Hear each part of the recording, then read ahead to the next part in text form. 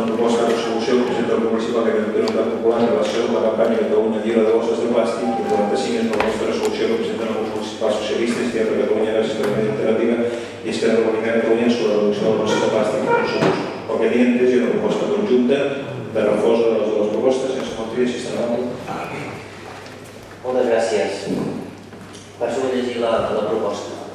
Les bosses de plàstic suposen aproximadament el 2% dels residus municipals que es produeixen a Catalunya. Segons un estudi encarregat per l'Agència de Residus de Catalunya, a final del 2006, l'estimació de consum a Catalunya és de 10 milions de bosses setmanals. Entre els seus impactes destaca el consum de recursos, energia, emissions de gasos d'efecte hivernacle i suposen un impacte visual en el medi ambient i un perill per a la fauna quan s'abandonen incontroladament. D'altra banda, han esdevingut símbol del consum sense control. Aquesta problemàtica no és nova i, de fet, altres països l'han abordat amb mesures que van des d'acords voluntaris amb el sector de la distribució a la imposició de taxes o fins i tot a la prohibició total. Actualment existeixen alternatives diverses a l'ús de bosses de plàstic d'un sol ús, com són bosses fetes a partir d'altres materials, bosses de plàstic més resistents i reutilitzables, capses, cistells, carros de compra, bosses de material biodegradables, etc.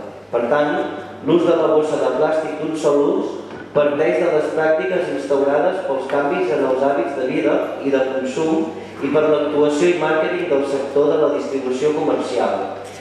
En tot cas, és evident que qualsevol actuació per fomentar la disminució de l'ús de les bosses de plàstic comporta per si un important impacte en quant a conscienciació de la població envers el malversament i a les possibilitats de prevenció de residus, ja que es tracta d'un element d'ús quotidià, clarament identificable, símbol de l'estil de vida i de consum actual.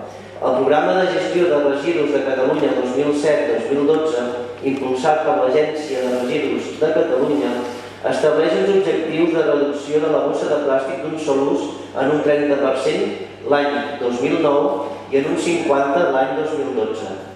Per tot l'exposat, es proposa en el ple els acords següents. Primer, l'Ajuntament de Mataró s'acollirà a projectes de prevenció de residus de l'Agència de Residus de Catalunya que incloguin actuacions per a la reducció de les bosses de plàstic d'un sol ús.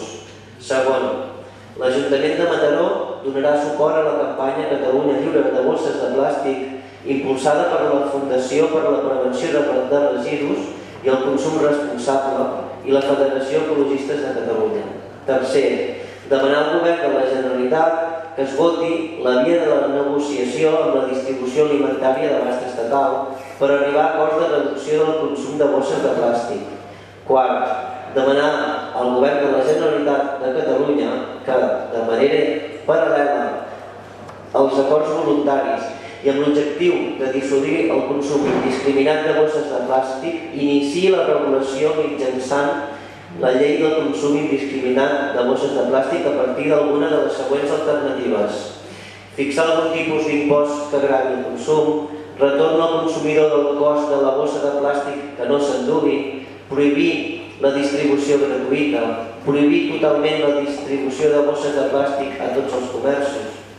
Cinquè, demanar al Govern de la Generalitat de Catalunya que ampliï els recursos destinats a col·laborar amb els ens locals per a l'execució de campanyes de prevenció en la generació de residus, que fomentin elements reutilitzables per a disminuir el consum de bosses de plàstic d'un sol ús.